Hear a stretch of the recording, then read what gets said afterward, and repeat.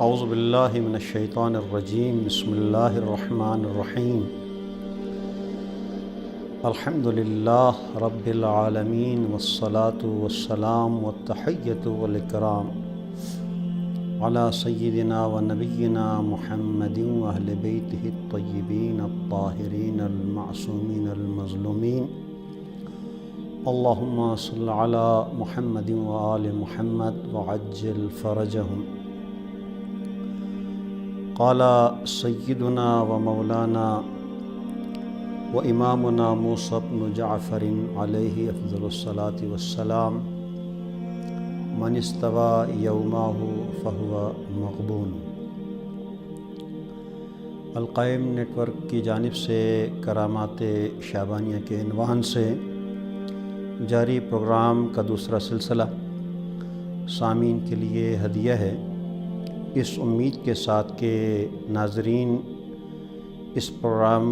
سے جہاں لطف اندوز ہوں وہیں پر اس سے کما حقہ بہرہ مندی ہو سکے۔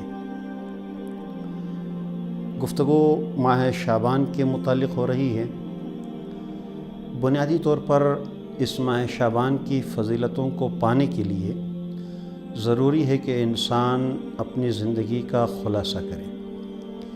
جس طریقے سے حضرت امام موسیٰ کاظم علیہ السلام کا ارشاد گرامی ہے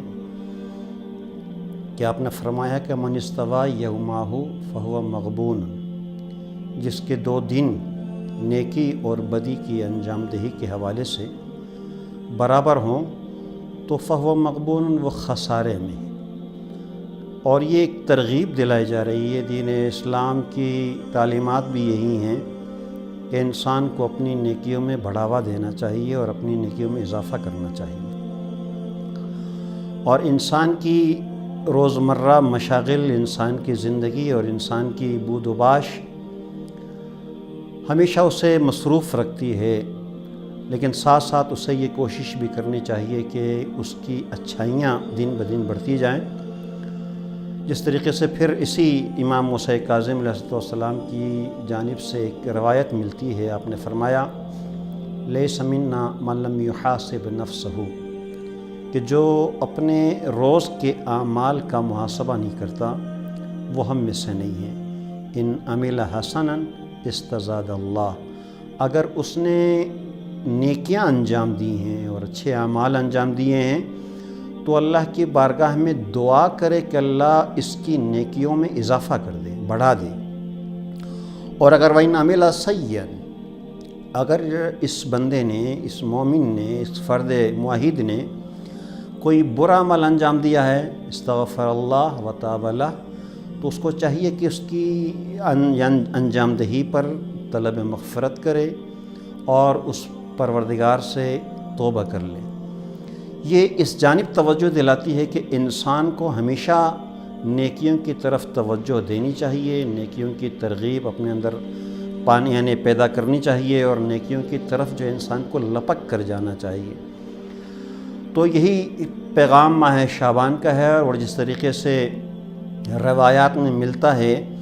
کہ جیسے ہی شعبان کا چاند نظر آیا، مولا امیر المومنین حضرت علی بن ابی طالب علیہ السلام مسجد میں تشریف لے گئے، اور مسجد میں دیکھا کہ ایک گروہ حلقہ بنائے ہوئے ایک گفتگو کر رہا ہے، اور وہ گفتگو جنجال کی صورت میں، یعنی تیز آواز اور ایک دوسرے سے الجھنا اور آواز بلند کرنا،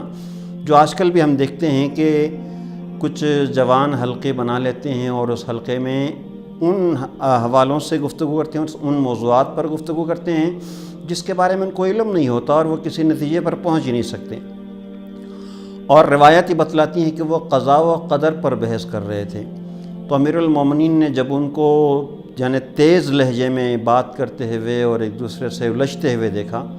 ان سے کہا کہ یہ کیا کر رہے ہو تم، یہ ماہ شعبان آ چکا ہے، ماہ شعبان کی قدر کرو اور ماہ شعبان کا احترام کرو،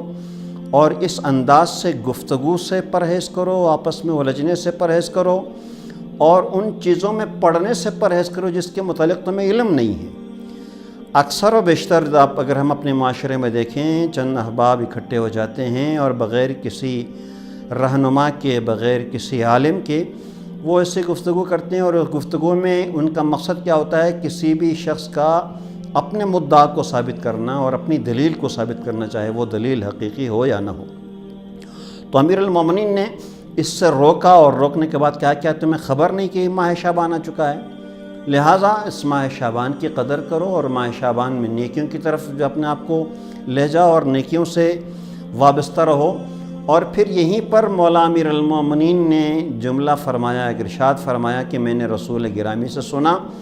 کہ جب بھی ماہ شعبان آتا تھا وہ لوگوں کو اللہ کی جانب متوجہ کرتے تھے، شعبان کی اہمیت جو ہے وہ ان کے درمیان روشناس کراتے تھے، فضیلت سے جو ہے وہ آگاہ رکھتے تھے، اور فرماتے تھے کہ اے لوگو، اللہ نے اس ماہ شعبان میں جنت کو حکم دیا کہ وہ اپنے دروازے کھول دے، اور ساتھ ساتھ درخت طوبہ کو حکم دیا کہ وہ اپنی شاخوں کو پھیلا دے۔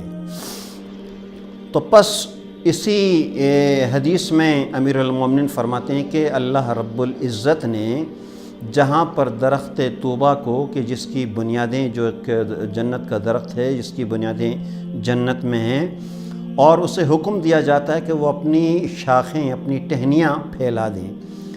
اور پھر لوگوں کو، اللہ کے بندوں کو دعوت دی گئی کہ وہ اس ٹہنیوں سے جڑ جائیں، اس کو تھام لیں، اس سے وابستہ ہو جائیں، اور یہ بشارت دی جو کوئی اس درخت طوبہ سے مل جاتا ہے، اس کو تھام لیتا ہے، اس سے جڑ جاتا ہے، تو اللہ رب العزت اسے جنت تک پہنچا دیتا ہے، اس لیے کہ یہ ٹہنیاں، یہ شاخیں جو ہے وہ انسان کو جنت کی طرف لے جاتی ہیں۔ اور پھر خبردار کیا، اور خبردار اس انداز سے کیا کہ جہنم کا ایک درخت ہے، درخت زقوم، وہ اپنی ٹہنیاں جو ہے وہ پھیلا دیتا ہے اور برے اعمال انجام دینے والوں کو جہنم کی طرف لے جاتا ہے۔ تو یہاں پر امیر المومنین نے اسی حدیث کو آگے بڑھاتے ہوئے ارشاد فرمایا کہ رسول گرامی نے درخت طوبہ کو تھامنے کے ذرائع اور طریقے بھی بتلائے، جس طریقے سے گزشتہ درس میں آپ کی توجہات مبذول کرانے کی کوشش کی گئی کہ کس انداز سے اس ماہ شعبان کی فضیلتوں کو سمیٹا جا سکتا ہے، اس کی عظمتوں سے وابستہ ہوا جا سکتا ہے۔ اسی طریقے سے امیر المومنین نے فرمایا کہ رسول گرامی نے وہ ذرائع دکھلائے جن ذرائع کے ذریعے سے انسان شجر طوبہ سے جڑ سکتا ہے۔ وہ کیا ہے؟ صدقہ دینا، غریبوں کی مدد کرنا، بیماروں کی تیمارداری کرنا، یتیموں کی سرپرستی کرنا، اور بکھرے ہوئے لوگوں کو اکٹھا کرنا، ناراض لوگوں میں آشتی پیدا کرنا، یعنی قرض خواہ کا قرض جو ہے وہ ادا کرنا۔ اور یہاں تک بھی کہا گیا کہ اس روایت کے اندر یہ جملات بھی ملتے ہیں کہ اگر کوئی فاتر العقل انسان ہو، اسے لوگوں کے نگاہوں میں تماشا بننے سے بچانا۔ دیکھیں کس قدر دین اسلام کی عظیم فرمودات ہیں۔ ایک مخبوط الحواس، ایک فاتر العقل، ایک جو ہے وہ جس کو ہم عام طور پر جو ہے اب نارمل کہتے ہیں، اس کی طرف توجہ دلائی گئی کہ لوگوں کی نظروں میں اسے تماشا بننے سے بچایا جائے۔ تو یقیناً یہ وہ چیزیں ہیں کہ جس سے جڑ کر انسان اپنی زندگی میں بہتری لا سکتا ہے۔ اور اسی طرح سے شجر زقوم ہے جس کے متعلق بھی ارشاد ہوا، پیغمبر اسلام نے فرمایا کہ جو بدی کرتا ہے، جو کسی یتیم کی سرپرستی نہیں کرتا، جو لوگوں میں نفاق ڈالتا ہے، جو لوگوں میں قدرتیں انجام پیدا کرتا ہے، جو لوگوں کے درمیان غلط فہمیاں پیدا کرتا ہے، جو کسی کی پیٹھ پیچھے برائی کرتا ہے، جو حقداروں کو حق دینے سے انکار کرتا ہے، یہ شجر زقوم سے جڑتے ہیں اور جڑنے کے بعد ان کا ٹھکانہ جہنم بن جاتا ہے۔ تو پس ہمیں چاہیے کہ اس مقدس مہینے میں اس مقدس مہینے کی کرامات سے، اس سے بڑھ کر اور کیا کرامات کہ اللہ رب العزت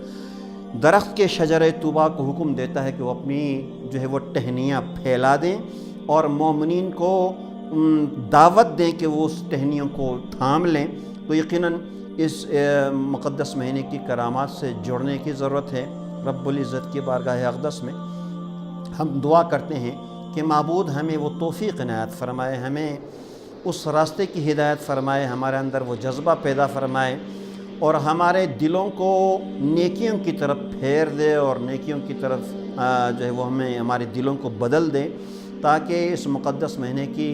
کرامات سے جڑتے ہوئے ہم صحیح معنوں میں اللہ کے مہینے کے جو ماہ مبارک رمضان ہیں اس میں داخل ہونے کے لیے اپنے آپ کو تیار کر سکیں۔ رب العالمین کی بارگاہ اقدس میں 10 دعائیں ہیں کہ معبود